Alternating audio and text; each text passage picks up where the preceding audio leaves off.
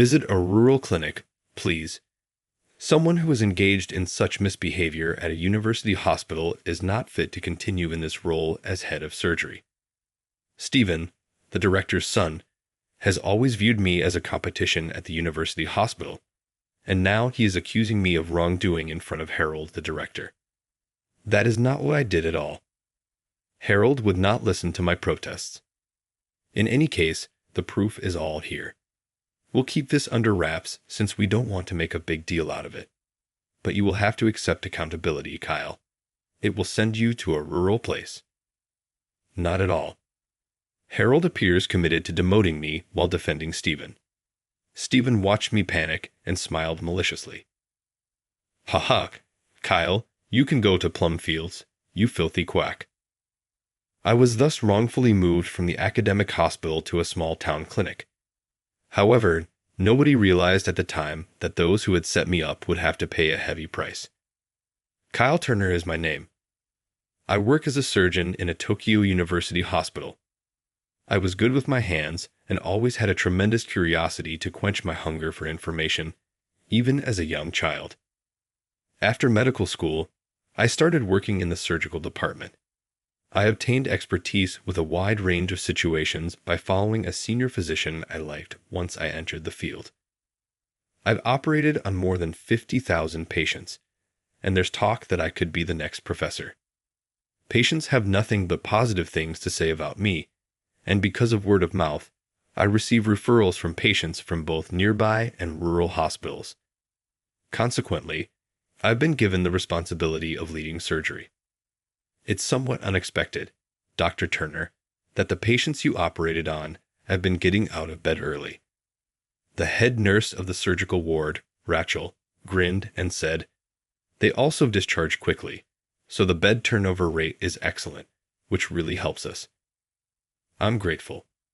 Yes, it is usually preferable for patients to be released from the hospital earlier. Because of the small incisions and minimal bleeding, my procedures are renowned for being precise and swift. I've been doing a lot of endoscopic procedures lately, which cuts down on the length of hospital stay. As the chief of surgery, I have to take into account the number of surgeries and bed turnover rates. Nevertheless, in my situation, these metrics improved on their own as a result of my focus on giving patients less onerous medical treatment. To put it briefly, my standing increased. Inadvertently, though, the director's son, Stephen Scott, is the one who dislikes me. As the son of the director, Stephen grew up spoiled and has some decent skills. However, his attitude towards patients and staff is haughty, and he is frequently the target of complaints. Dr. Turner, Natalie in room 2 has asked to switch from Dr. Scott to you as her main care physician. She responded, Dr. Scott doesn't listen to her at all, and his attitude is terrible when asked why. He also attempted to coerce her into taking a novel, experimental medication. She vehemently objected, but he threatened to treat her badly nonetheless. What should we do? Looking worried, Rachel inquired. There are never-ending complaints about Stephen. I understand. I'll discuss it with Stephen. Stephen would not even listen to me if I were to gently criticize him. Aha! You'll never get somewhere by listening to the old patients whine in his shared room. I'm being nice and offering them a new medicine, and they have the audacity to say no. How conceited of those impoverished people. He said that the envy of the less fortunate patients was the real issue, not his fault. How he reads things to come to such a domineering conclusion is beyond me. By the way, Kyle, I heard you met with the pharmaceutical company's sales representative about the experimental drug the other day. Yes, they came to collect last month's data, so I spoke with them briefly as they were leaving. Oh, you just grab the credit for yourself and let us handle the data collection. Typical Kyle. Claiming credit for me alone is inequitable. The trial involves my patients as well. Verifying the data and reporting the findings makes sense. Well, if you say so. Stephen said something suspicious and walked away for the time being, but I didn't really notice because that was normal for him. But Harold called me one day and made some ridiculous accusations. One sweltering summer's afternoon, I received a notice to report to the director's office. Stephen and Harold were in the director's office when I opened the door. "Kyle, I had high hopes for you, but this time you've done something unforgivable." "Harold, I'm not sure what you mean."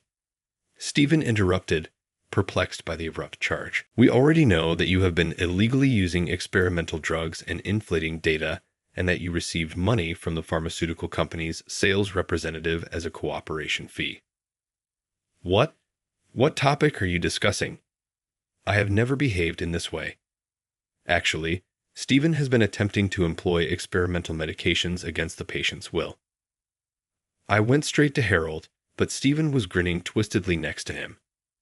No. Both the pharmaceutical salesperson and the clinical coordinator have attested that you intimidated them into participating." "Kyle, I would never commit such fraud. Anyhow, the proof is all here. We do not wish to overly emphasize this. You'll have to accept accountability in silence." "Not at all. Naturally, I would never act in such a way. This is obviously a bogus claim and plot by Stephen. That's why those in poverty might be problematic. You cheated to obtain money, exploited it to win people over, and rose to the top. A poor incompetent like you ought to just go back to the country and work on a farm." I was consequently forced to transfer from the academic hospital to a small town clinic. My demotion became widely known. "I've heard about it, Dr. Turner. What an incredible injustice this is," the surgical ward's head nurse, Kimberly, stated angrily. That being said, it would be disastrous if Kimberly and the nurses were let go if I publicly opposed Harold. I didn't want to be the source of their problems. "I'm grateful. I'm just glad you think well of me. I see this as a chance to take stock of myself in a clean, open environment." Kimberly looks dejected. Dr. Turner and the other nurses gave me a somber face the day I was discharged from the university hospital. The doctors and nurses who did not belong to Stephen's faction, as well as the patients, were sorry to see me go. I sobbed silently in the car on the way to the remote clinic, so that no one could hear me. My new office was situated upstream of a river and between two well-known mountain ranges.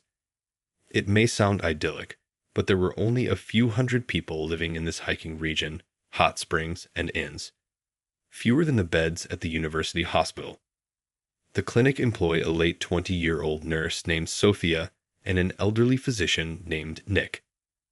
Nick had a fairly easygoing demeanor, frequently engaging in one-hour conversations with people and generally lacking drive. Sophia barely said more than was absolutely required and sat silently in the waiting area, her chin resting on her hand as she watched TV. The clinic was quite quiet because most of the patients were there for minor injuries, stomachaches, or colds. Nick and Sophia would enjoy tea and nibbles on days when it was raining and no patients visited. After working in the fast-paced culture of a university hospital, I found the laid-back atmosphere to be nearly intolerable. "Are there any patients today?" Sophia answered with a frustrated expression. This isn't a university hospital in the city, when I questioned her. HHH is a symbol of harmony. You should not wish for additional patients just because you're bored. Furthermore, you cannot treat people on your own, even if they do come. It appeared that I was untrusted to treat patients as a medical professional demoted from a university hospital. Oh, staying here won't accomplish anything. Having such thought, I made the decision to leave the clinic and go to the village. "Excuse me, I'm stepping out for a bit." "All right, take care." They exchanged resigned looks with one another as I walked out of the clinic. Hyde. "Nick, what is the expected duration of Dr. Turner's life?" "I'll bet $100 on 1 month."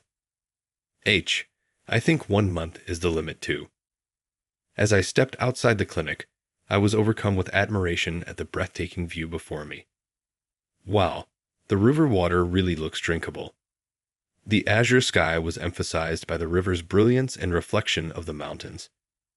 The water was evidently clean because it was transparent all the way to the bottom. The spaces between the houses were abnormally large as one descended the mountain trail toward them. Without a car, the trip to the clinic was a strenuous undertaking because the closest dwelling was many miles distant.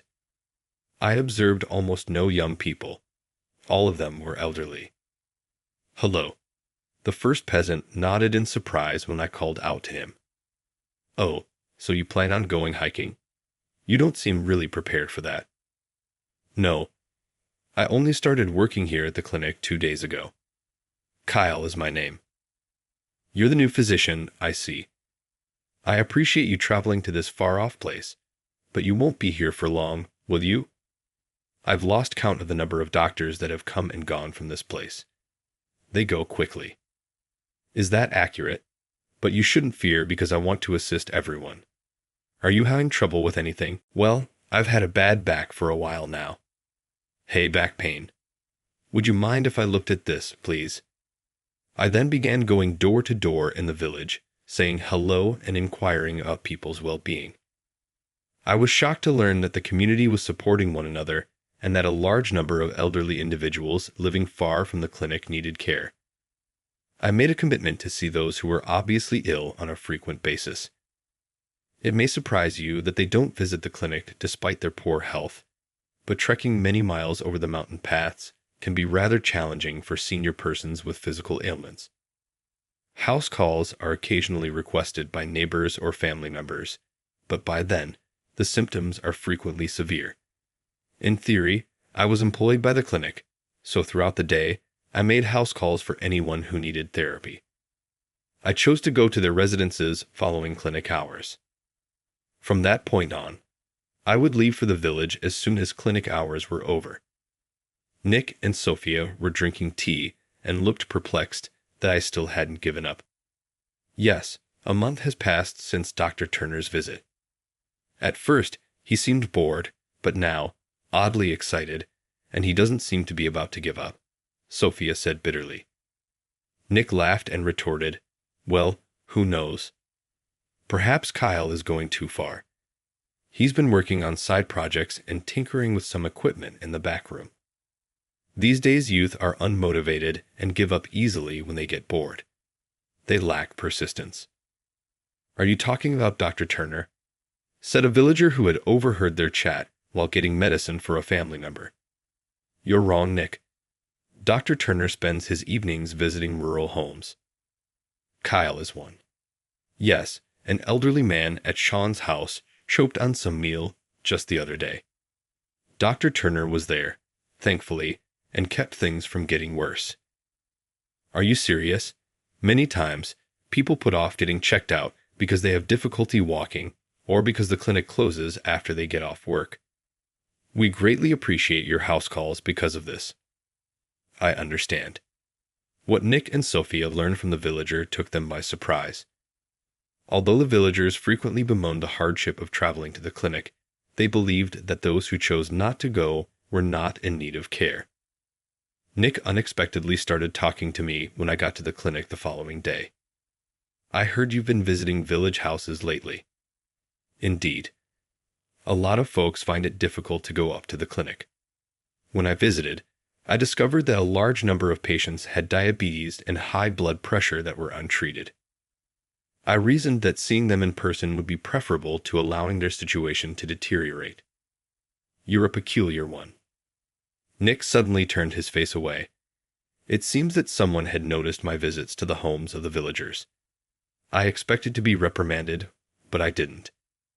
Since then, I've been permitted to leave early for house calls on days when there aren't many patients. As I was getting used to village life, one day, there was a report that a TV station was heading to this well-known hiking location. Since they were shot once or twice a year, the villagers were accustomed to TV crews. Unaware of the extent of TV coverage pertaining to hiking, I inquired with Sophia, who possessed media knowledge. "I take it that TV crews may only access the trailhead via car." "Yes, they must transport bulky gear. I might go a hike on my own the next day off." Sophia gave me a sidelong glance when I indicated that I liked to hike, saying, "Dr. Turner, don't underestimate hiking. Someone as thin as you is incapable of managing it." I smiled sardonically at Sophia's comment and left the clinic to begin my afternoon house calls. I was becoming used to village life now, and the slow, unhurried pace of time no longer caused me to experience strange worry. It felt good to be able to approach people how I wanted. It was pouring rain when I went outside after concluding a test at a residence at the base of the mountain. Whoa, it doesn't seem like this will end anytime soon. I'm happy I had my rain gear with me. The weather in the mountains can change abruptly. Although it was sunny just now, unexpected rain is usual in this area. It rains a lot, and during the last 3 months, I had become accustomed to the weather. I made the decision to return to the clinic because it is unsafe to go around in the rain. I saw there was a landslide blocking the familiar trail as I ran along it. How is a landslide possible? If so, I have to return and make a call to the police. I observed someone wave their hand furiously ahead at that very moment. Someone please assist. The landslide caught our group, and several of my friends were hurt. How come? How many individuals have been apprehended? Surprised, I asked. The woman, who appeared to be from a TV crew, claimed that out of the 10 persons present, she was the only one who survived the landslide. I could see 1 person laying at the bottom of the slope, 2 in the middle, and 6 on the opposite side of the landslide, despite the rain's terrible visibility. I made quick calls to the police station, the ambulance, and the clinic before rushing with a female crew member to the other side of the landslide. Upon examining the individuals laying there, it was found that while the majority had exterior injuries and bruises, none of them looked to be in critical condition. The individuals who were lying below were the issue. It was possible that they were seriously injured and losing body heat. Rescue was a race against time in this rain. Is this where the landslide is? Tell me the circumstances. Paramedics and police officers Nick and Sophia arrived one after the other at the site. I rushed to the bottom of the slope to rescue the man and told Nick and Sophia about the 6 individuals on the side. It was difficult for the 2 people laying in the middle to move independently due to many fractures in their arms, legs, and ribs. These 2 appear to have serious fractures. They are unable to move on their own. Stretchers are needed. I yelled as I moved closer to the man below. This man had deep scrapes and bruises all over his body, and he was still partially buried in the dirt. He was bleeding and had several external injuries. He was breathing shallowly, barely awake, and in critical need of medical assistance.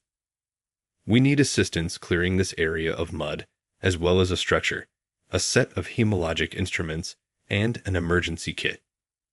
I alerted the nearby fire department and paramedics. I continued to encourage the man while attempting to use the instruments I had on hand to stem the bleeding and give fluids. Are you all right? There will be assistance soon. Keep going. It aches. I am at my breaking point. That is untrue.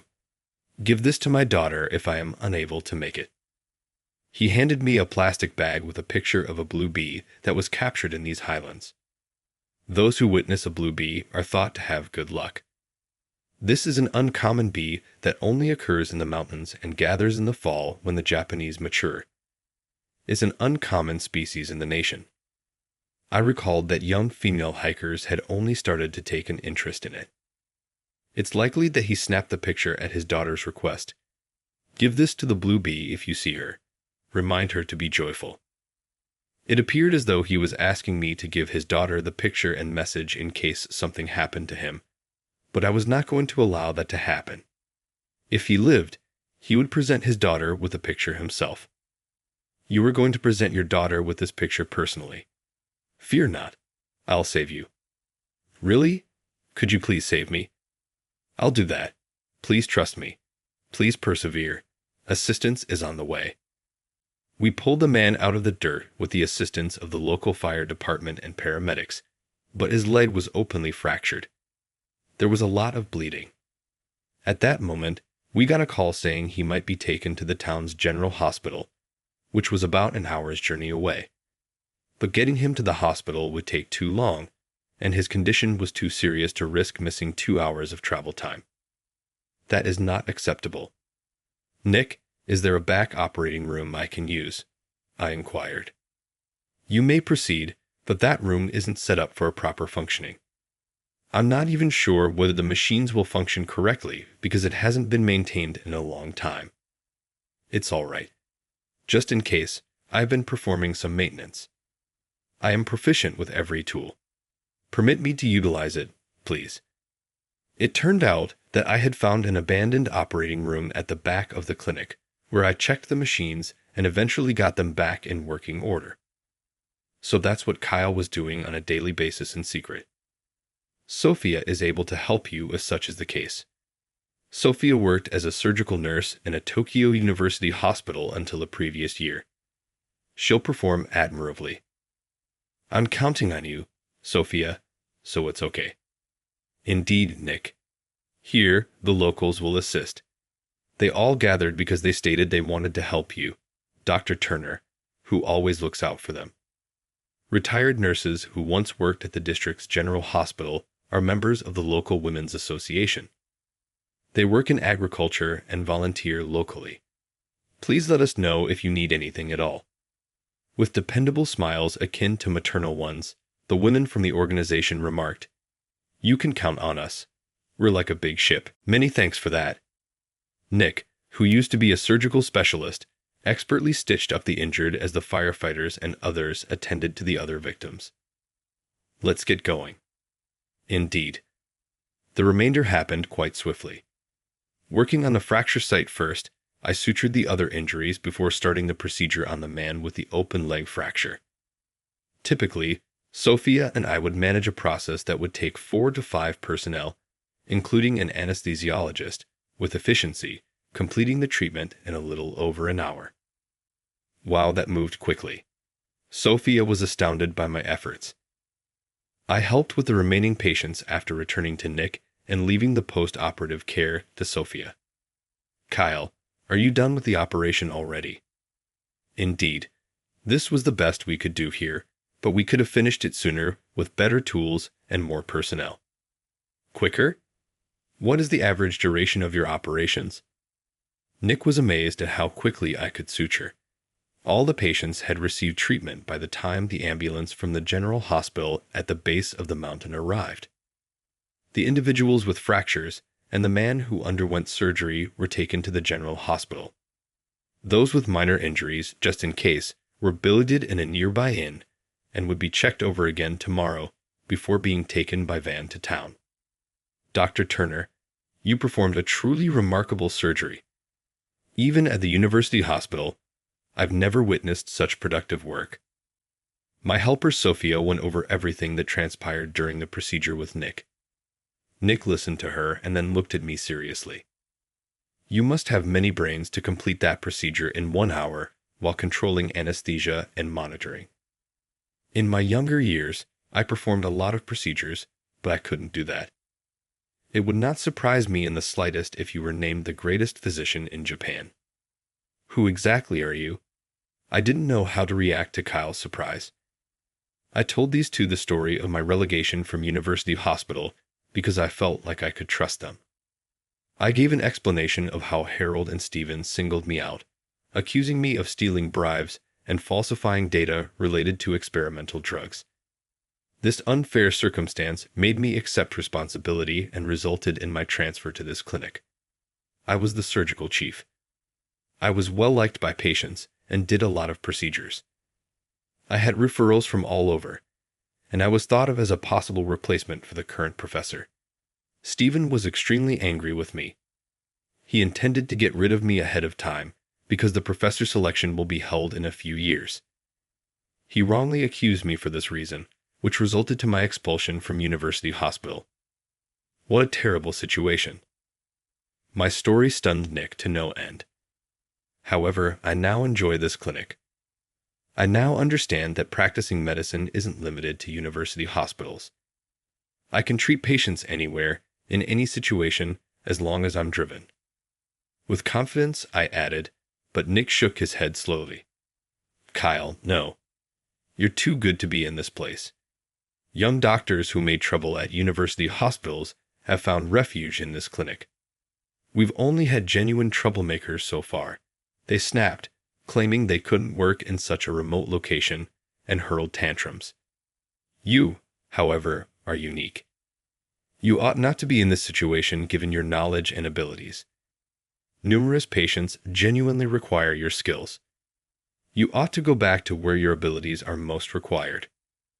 Though I didn't want to go back to where the people who had framed me were, Nick's statements made sense.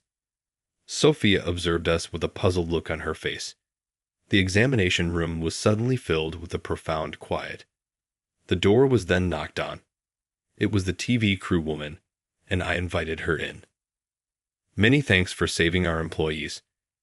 Our lives were spared by all of you. We're not sure what would have happened in your absence. My mentor is the patient who Dr. Turner operated on.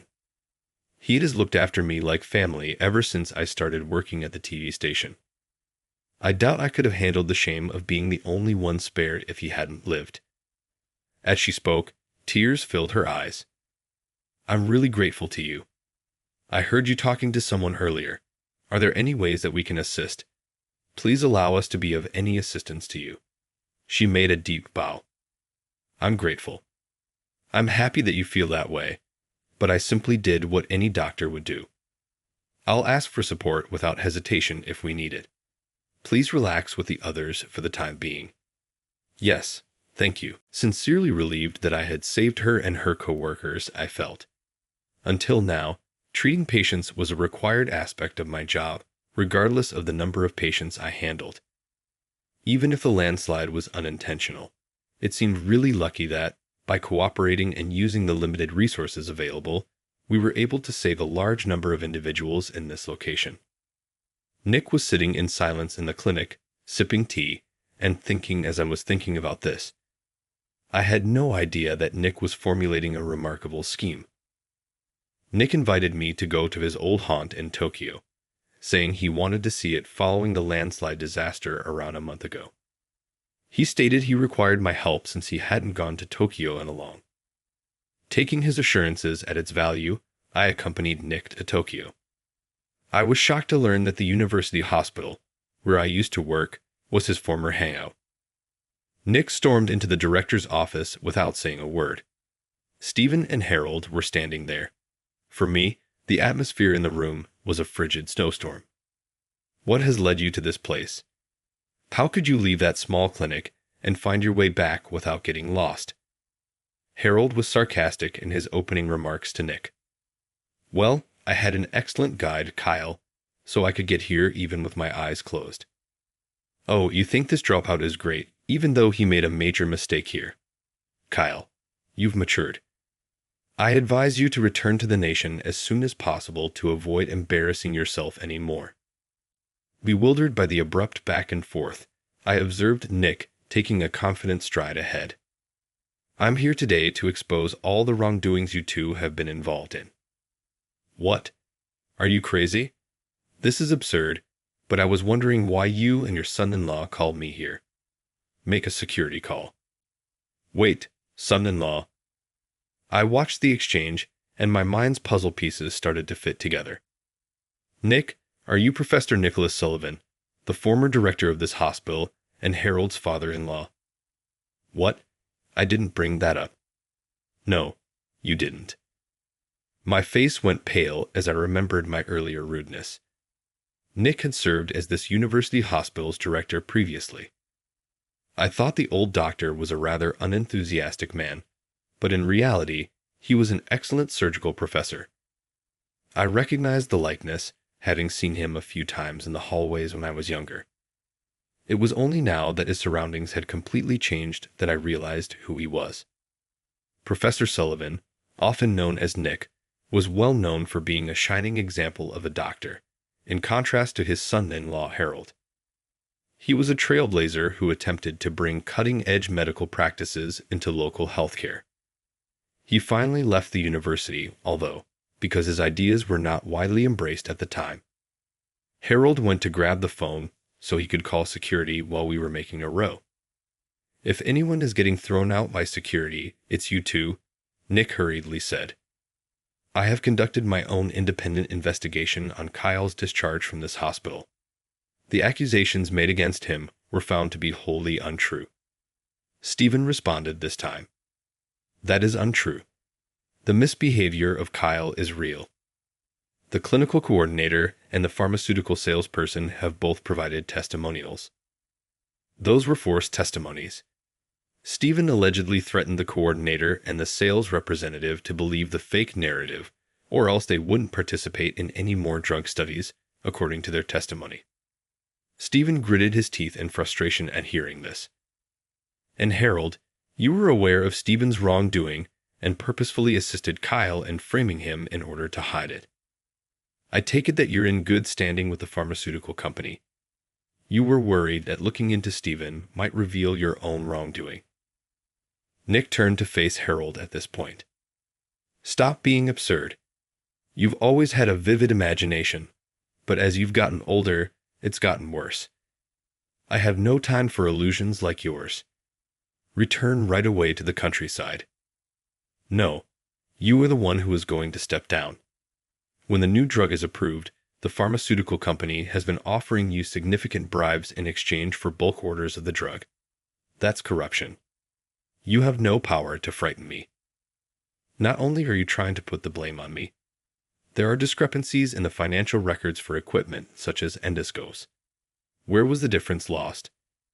I have heard that you recommended Stephen for the next professorship by sending expensive presents to the board members.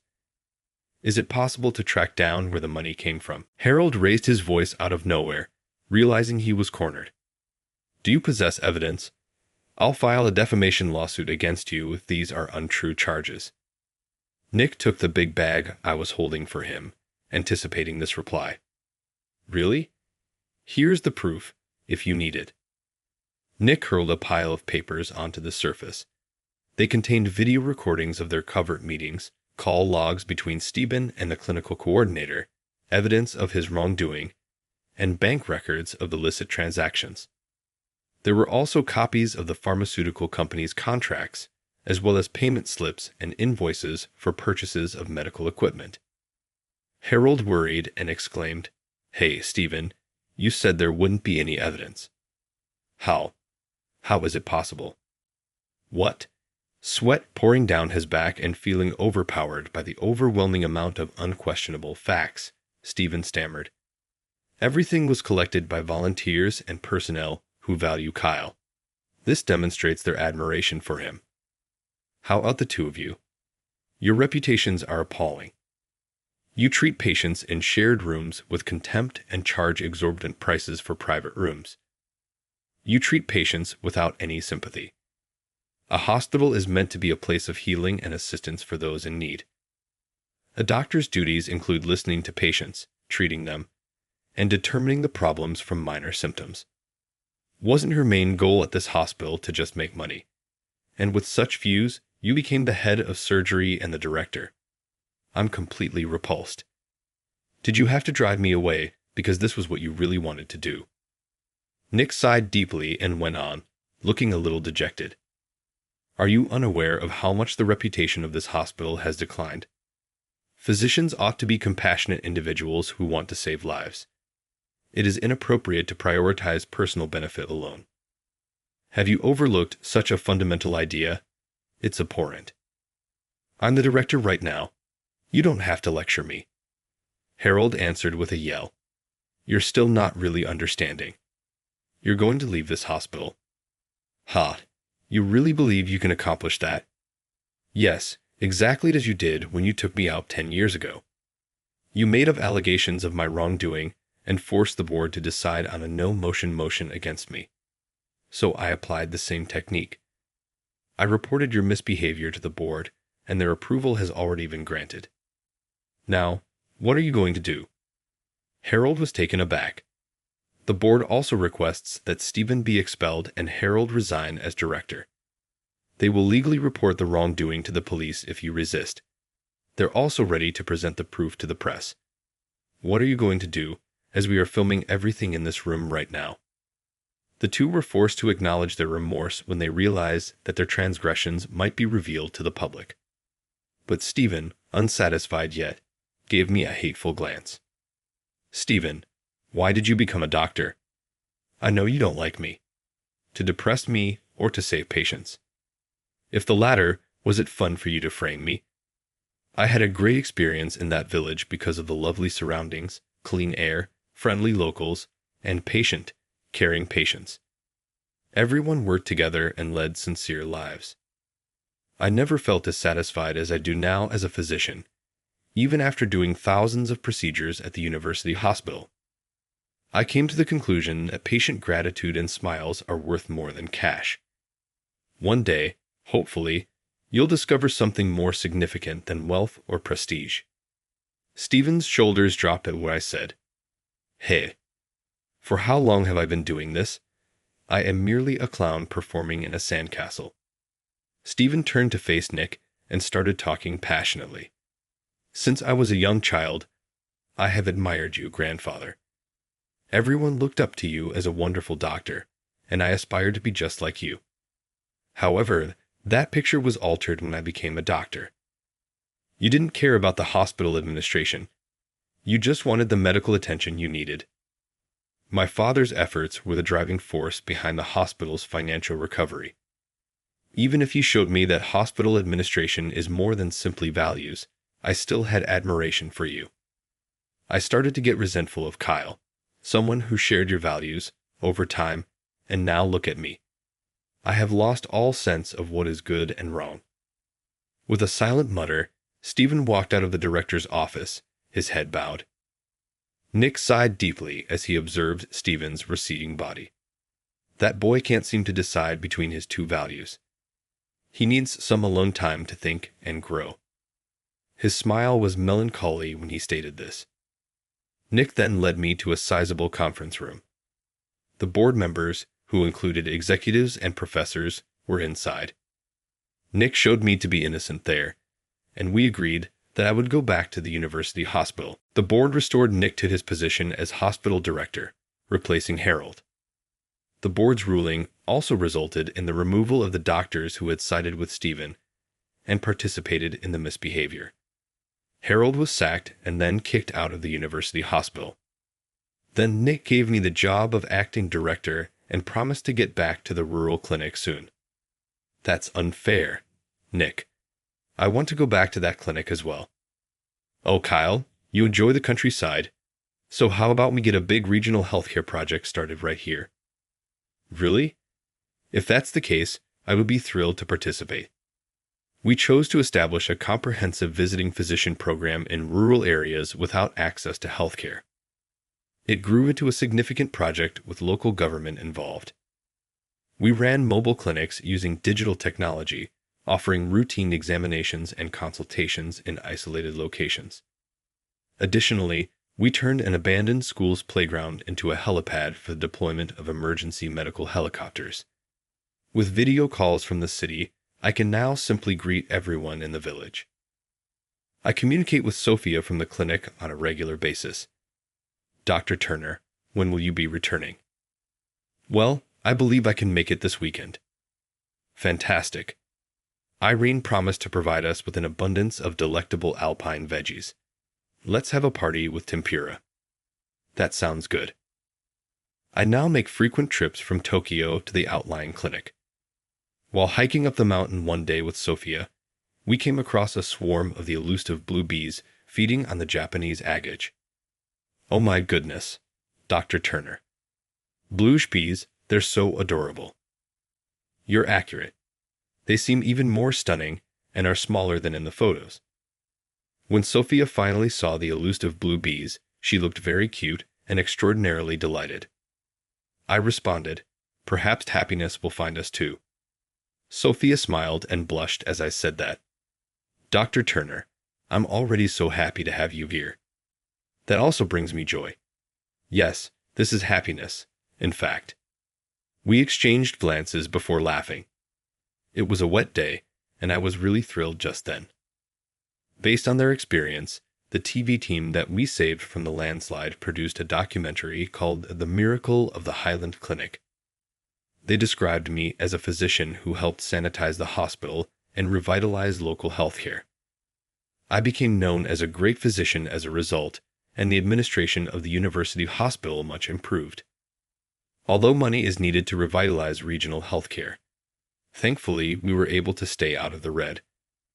I'm putting in a lot of effort and balancing jobs at a university hospital in Tokyo and in regional healthcare. It's interesting because compared to when I was solely employed by the university hospital, I feel less anxious now. I believe it's because the contacts with the villagers calm my emotions and the country air is just right for me. While many people have different goals in life, such as wealth, celebrity, or prestige, as a doctor I want to serve people and engage with as many people as possible. While saving lives is unavoidable, receiving gratitude from people I've assisted actually makes me happy and inspires me. I wish to freely share my ideas and sentiments of thankfulness because of this. Expressing thanks should come naturally to you. Else, the other person won't be able to sense it. I want to bring healthcare to everyone, regardless of where they live, and I'll keep working hard to get there.